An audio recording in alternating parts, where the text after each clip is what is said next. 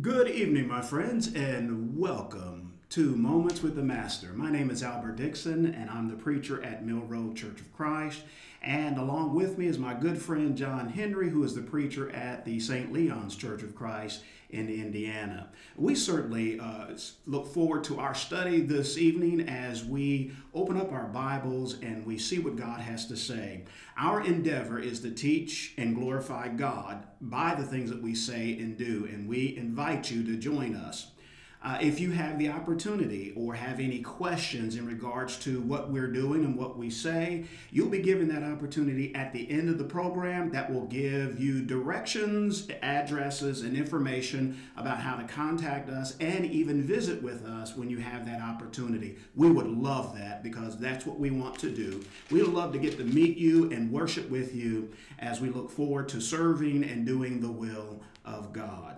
Also, you'll have the opportunity at the end of the program to subscribe to it as well. This will notify you that the program is about ready to begin, and we invite you to join us each time on Thursday evenings at 7 p.m. John, in our last sessions of studies, as we are covering the plan of redemption for mankind, and we're looking at the historical settings and everything, we ended with talking about Jacob, who has gone back to the land to find a wife. And he has married Leah and Rachel, who are the daughters of Laban. And at the time, remember, as Jacob had to work 7 years in order to get Rachel, or he worked 7 years to get Rachel at first, but he ends up getting Leah, and then eventually he gets Rachel. And now that he is prospering with the flock, God has truly blessed him. And now he is getting ready, as God is going to reveal to him that he needs to get ready to go back to the land that he came from. That is the land of Canaan, where his father, Isaac, there it is.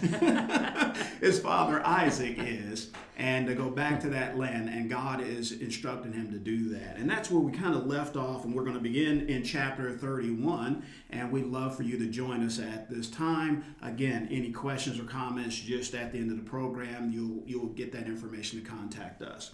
So, John, as we continue to look at this in chapter 31, Jacob is planning to leave secretly, and he's not going to let Laban know. And the reason why, as we look in the text, Jacob notices the countenance of Laban has turned against him.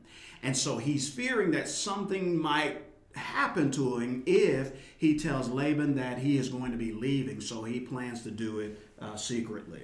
And another thing is he also noticed that the sons, he'd overheard the sons talking about, just what you said. It seems like Jacob's taken everything from our father. Right.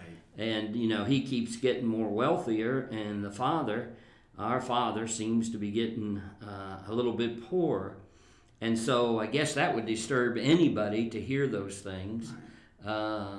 You become somewhat afraid, especially being in another place, staying with your in-laws and things, right. And such as that. Another thing that's interesting in verse 2 is he says, "And Jacob beheld the countenance of Laban." And the Bible talks a lot about countenance. We can go all the way back to Adam and Eve. And then,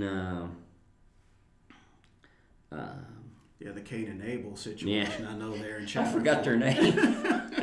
I know, just like I do. Sometimes that happens. Yeah, Cain killed Abel, and God said, your countenance, and so we learn once again that, to some degree, God has allowed us to read people by the expressions. Absolutely. That we make. But anyhow, back to this, tensions seem to be mounting. Right. And Jacob notices this, and you've got Laban's sons complaining about what has been taking place here. But we also have to remember We go back to the original promises that God made to Abraham, to Isaac, and to Jacob. I'm going to protect you. Right. I'm your God. You don't have to, you don't have to fear. Genesis 28:15. God spoke to Jacob then, and he told him these things about, he would be protected. And so, that being said, he goes to his wives, Rachel and Leah, and he explains as to what's going on. And, basically, it's like, I think it's time for us to go before there's a lot of trouble, because he says, I can see your father's attitude has changed toward me. And it wasn't just that, but like I said, it was the brothers, and, because of what was going on. And you understand that I would think that probably because they're human as we are, you've got jealousy involved in this too. And so he talks to his wives and said, your father's deceived me. He's changed the wages 10 times. And, he's been trying to make this man poor, but he can't seem to come about, succeeding and making him poor. And the reason being is because, God is with them. And then he also told his wives, he said, now I've had a dream, and God appeared in this dream, and God told me to go back, to the land of Canaan, to where my father was, to my land. And of course, we know that was the land that God was going to give the Israelites later on. That was going to be their inheritance when they became God's people, which would have been sometime down the road. Another interesting thing I see here, Albert, is when he talks to his wives, and his wives all of a sudden raise the question, what about our inheritance? Right. That's right. I just, do we still have an inheritance? Basically is what they're saying. Well, where's ours at? And so it seems as though as they talk about this, between, Rachel and Leah, they come to the conclusion that not only is our dad treating us like foreigners, but basically they said, in a sense, Dad has done something very wrong here. He really sold us. Because, Leah was the first one. He tricked Jacob. And then he had to work, 7 years. And then another 7 years. And then 6 more on top of that. Right, yeah. All for these daughters. And... and so they make a point. They said, everything was used up and was given to Jacob through the sweat of his brow, they said. And so everything God has taken from our father now belongs to us and our children. And so one of the things, whatever, and so they say to Jacob, whatever your God has commanded, do it. Yeah. We're all for it. We're going to listen. We're going to go with you. So, he just kind of laid out the facts there and, told what was going on. But as they go to leave, one of the things we see is that Rachel, for some reason, decides she's going to take her father's images. Mm-hmm. The thing I found out about this through some research, they say that it is believed in ancient times, these idols that she took, whoever had possession of these small statues legally was guaranteed an inheritance. Now, I found that kind of interesting in a sense, because I know that there's no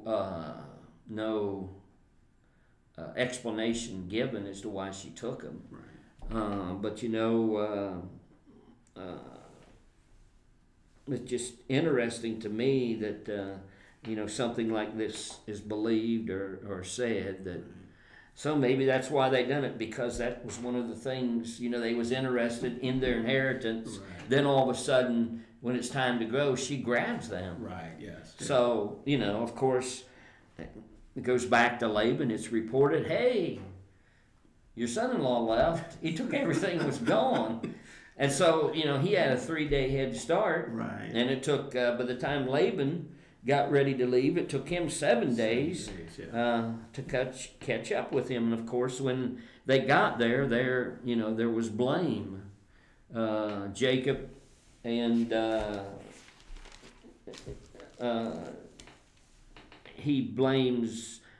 Laban blames Jacob, and he says, why did you sneak away? Right. You didn't have to do that. Of course, that's just what he's telling him to me up front. Because it's like he says, you kidnapped my daughters and my grandchildren. I didn't even have a chance to kiss them goodbye. Go ahead. Sorry, no, that's right. That's because, it's interesting because God spoke to him in a dream and warned him, do not speak good or bad of Jacob.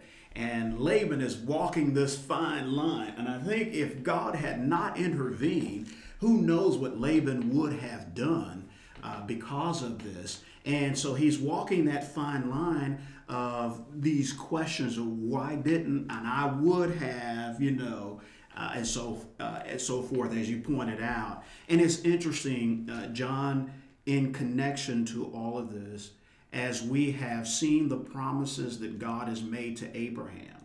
And now you see those promises pass on to Isaac and now Jacob, who has the birthright of God's protection of them. And the blessings of the prosperity that he had while even with Laban. And now as he has been overtaken by Laban in the pursuit of Laban looking for his idols, that again, God is there protecting Jacob, because one of the things that was expressed in chapter 30, earlier in chapter 31, was where God says, I am the God of Bethel, where you anointed a pillar, where you made a vow to me. Now arise, leave this land, and return to the land of your birth. So God is in the picture. God is protecting Jacob. And I believe those are lessons that are helping Jacob to learn. It's not in and of himself that these things are coming about. It's because God is there watching, protecting, and guiding. And those are lessons that we have to learn as well in our lives, because at a younger age, we kind of take things a little bit for granted. And it's not until you start to mature in your faith that you really begin to see God for who he is and what he has done, and reaching out and trying to draw closer and closer. And even the Bible lessons that are taught become even deeper and enriching, because it's building this relationship with God. And I believe that's exactly what's happening to Jacob, because we're going to see this further growth of him, especially as we look at the situation in chapter 31. Yeah, I think that's a good point that you made, because it's not just here, but as you go throughout the Old Testament, God is constantly trying to teach his people, put your faith in me, put your trust in me. And they keep failing. Yeah. Well, we even get to the New Testament. Just take a sidetrack for a moment. We get to the New Testament. Look at the apostles when Jesus was working with them. Right. There's Peter. Hey, Lord, let me come out there for you. Right. Oh, okay, Peter, come on. Yeah. Okay, Peter was doing fine till we got out there, and then all of a sudden he said, whoa. Like, what did I just ask for, And then he begins to sink, and Jesus says, oh, ye of little faith. And I think you're absolutely right in what you said. As we grow and mature in the faith, we need to be able to, see these things. Right. That God, God is with us, and that we have to listen to God and do what he wants us to. Put our complete faith and trust in God, and not in things of the world, right. Which, again, that has always caused man, as we see in the Bible, to stumble and fall away from God. Right. And it's no different in the history of, God's people. And we end up really with that kind of attitude that Laban expresses. He mentions how God spoke to him, and we read about that as well. But you notice how Laban has not done right by Jacob. Sure. And usually we have this casual thought or relationship, or if you want to call it that, view of God, that I'll recognize that he does exist, but I'm going to live my life the way that I want.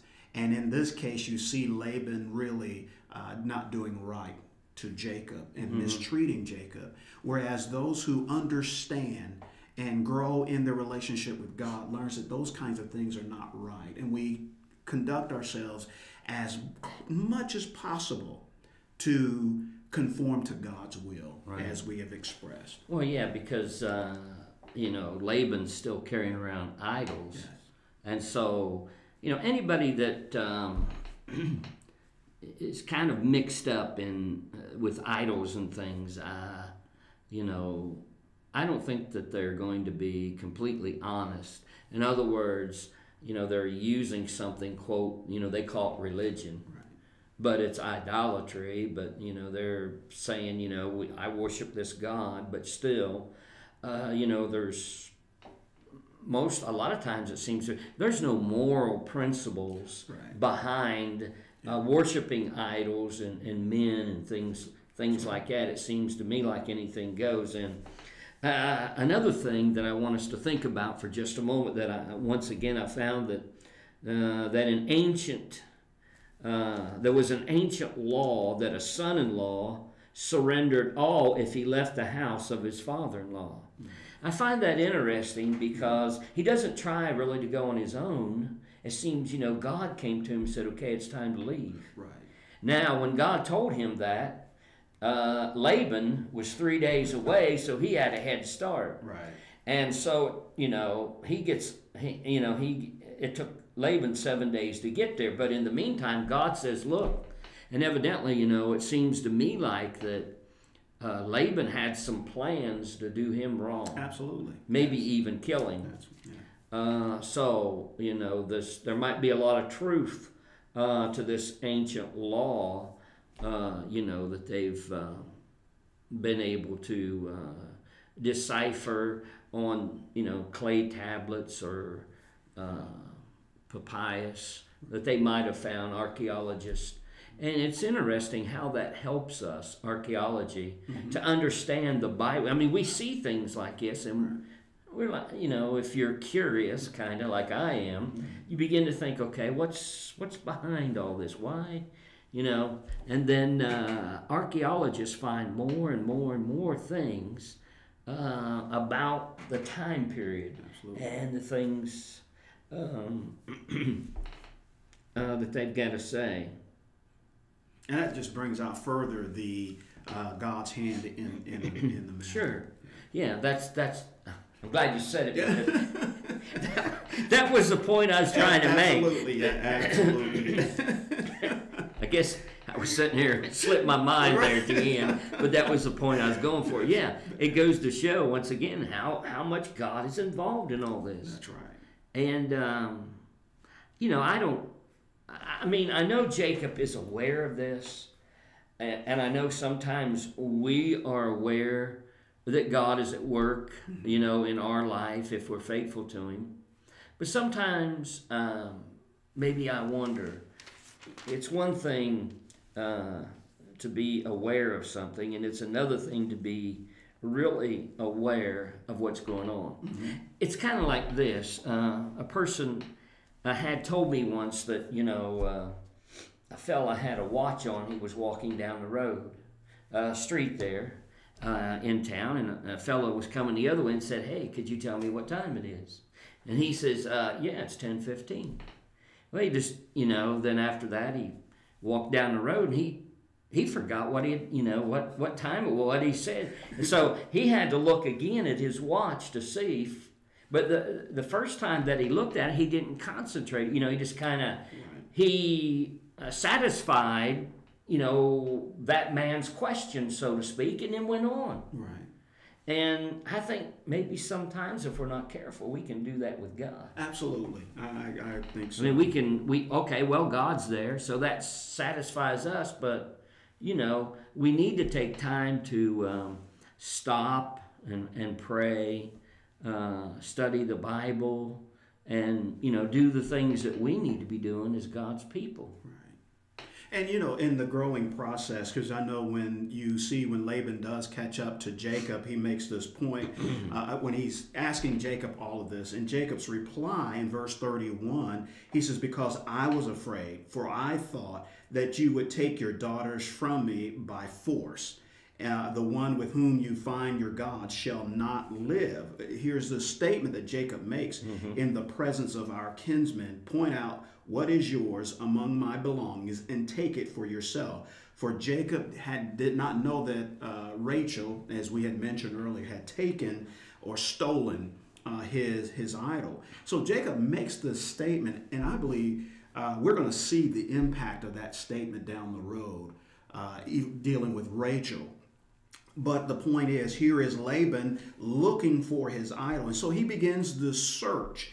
And as he's going from one place to the other, and Rachel has it, but she's sitting on it, and because it's in the saddle. And she says, as he comes to where she is, he says, she replies to, I'm in the manner of women. And so he doesn't look where she is sitting. He looks all around. He doesn't find it. So when he comes back to Jacob, it's interesting. Now Jacob is angry. Jacob's then turning the tables, and he started questioning him. Exactly. He said, "Okay, where's it at? Let's see it here. Right. If you found some." I didn't mean to interrupt. And that's the way we are in these kinds of situations. There are things we don't know. And then we sort of take things in our hands. We even say things that will have an impact down the road as well. And so we're no different than Jacob, but learning how to handle and deal with things and also put our trust in God.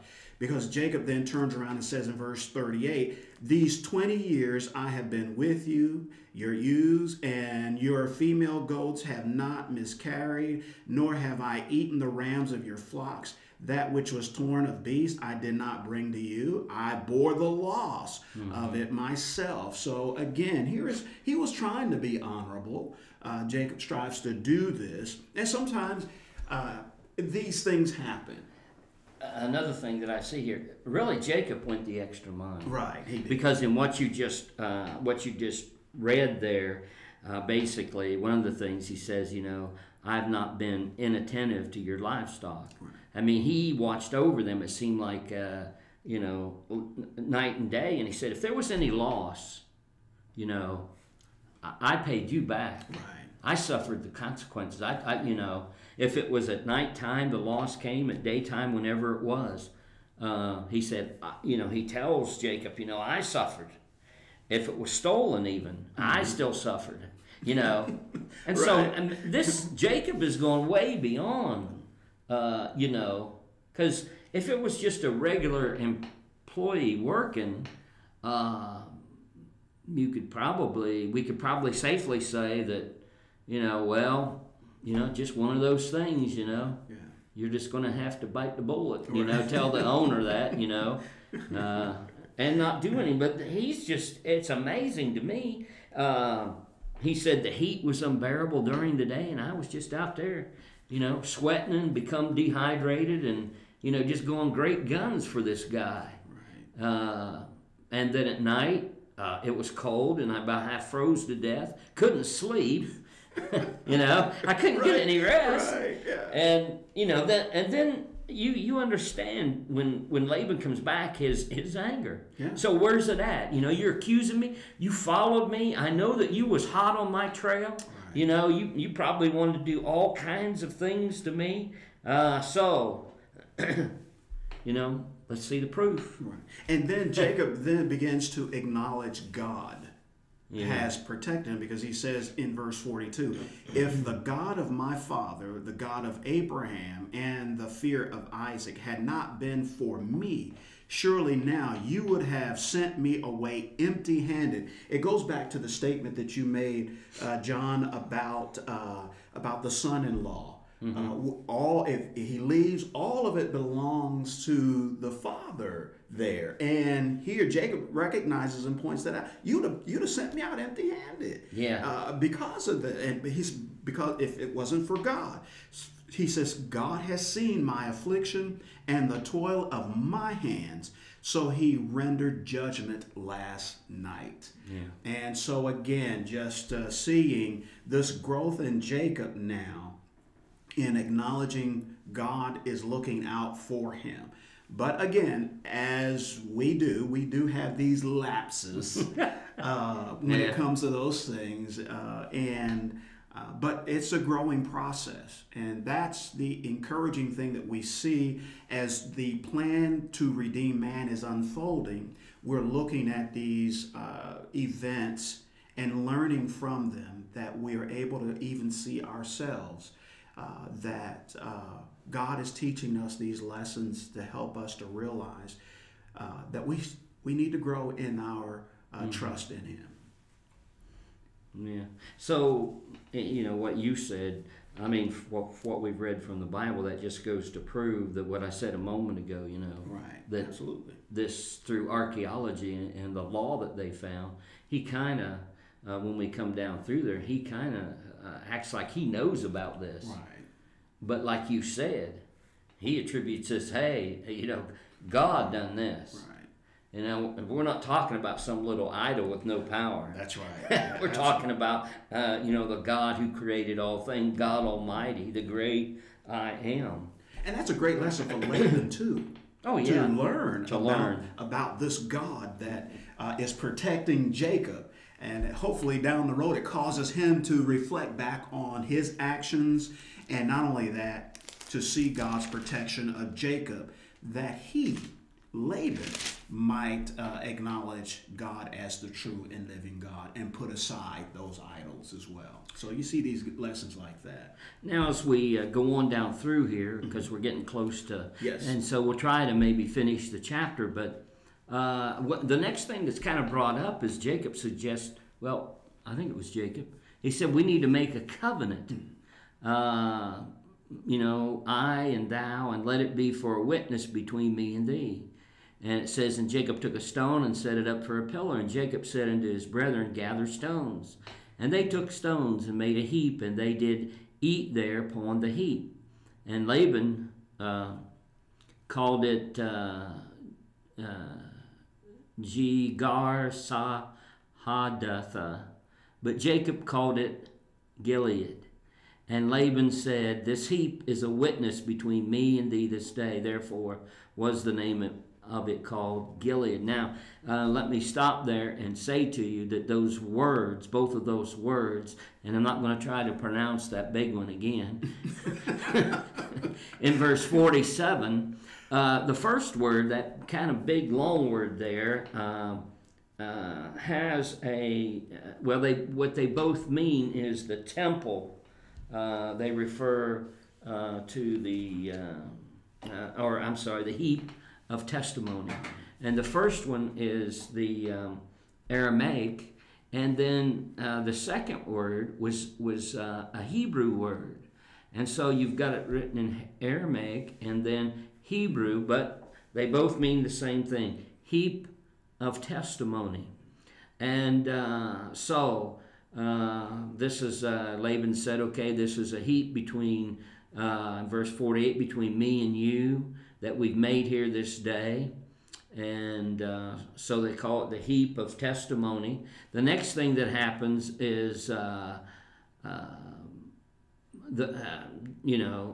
he says in verse 49, and Mizpah, for he said, the Lord watch between me and thee when we are absent from one another. If thou shalt afflict my daughters, or if thou shalt take other wives besides my daughters, no man is with us. See, God is witness between me and thee. And Laban said to Jacob, behold this heap, and behold this pillar which I have cast between me and thee. This heap be witness, and this pillar be witness, that I will not pass over this heap to thee, and thou shalt not come to pass over this heap, and the pillar unto me for harm. The God of Abraham, the God of Nahor, and the God of their fathers judge between us. And Jacob swore by the fear of his father Isaac. Then Jacob offered sacrifice upon the mount and called his brethren to eat bread. And they did eat bread and tarried all night in the mount. And early in the morning Laban rose up and kissed his sons and his daughters, blessed them, and Laban departed and returned to his own place. And so tonight we've looked at some very stormy scenes, but the climax of all this, all this ruckus that's going on, was this covenant that was made. Right. And the reason why it's able to be made once again is because of Almighty God. Right. Because Jacob seemed to know that, Laban was pretty hot. Right. But God, God come and cold him off, so to speak. And so this is a covenant of peace, and that's the climax, and that's why that's there and written in those two different languages. And they offered a sacrifice to God Almighty. And so, again, we see faults. But Jacob trusted in God. And as you said a moment ago, we see him improving. Mm-hmm. See him improving in his faith and his character because of it. So they spent the night together after eating a meal, and then the next day they go their separate ways. And it had an impact on Laban as well. So again, just that's a lesson, another lesson for us. John, our time is up, and as our time has gone, and we invite you to come back and join us again next Thursday at 7 p.m. with Moments with the Master. We certainly have enjoyed being with you, and I hope that you have enjoyed being with us. And again, our endeavor is to teach His Word. And so stay tuned for the information to get in touch with us with a question or to even come visit with us. And in the meantime, my friend, may God bless you as you continue to learn and study His Word. Good night.